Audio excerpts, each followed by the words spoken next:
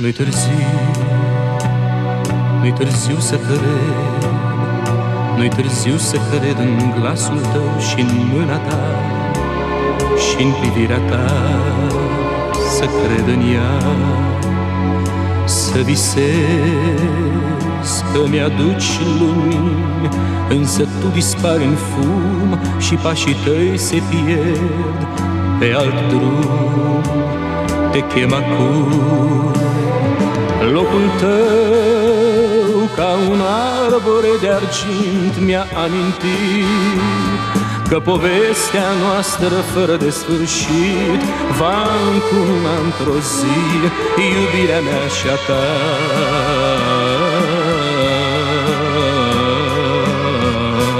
Tu ești primăvara mea cu ochi de stea și mâini de flori, de vrei orice nor tu îl alungi peste zări cu glas de dor. Tu ești primăvara mea, lumina mea și duci chemări departe spre zări cu glas de dor, de dor.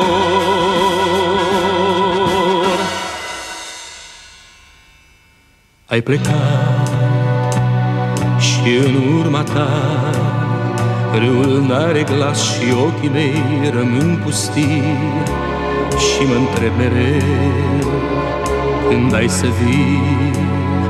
Te ating și un fragil contur se destramă în vânt și ești un nor și iar te pierd.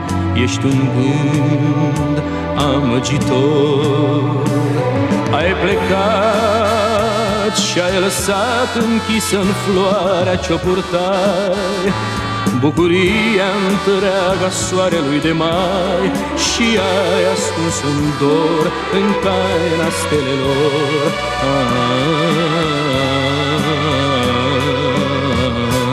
Tu ești primăvara mea cu ochi de stea și mâini de flori, de vrei orice nor tu îl alungi peste zări cu glas de dor. Tu ești primăvara mea, lumina mea și duci chemări departe spre zări cu glas de dor, de dor.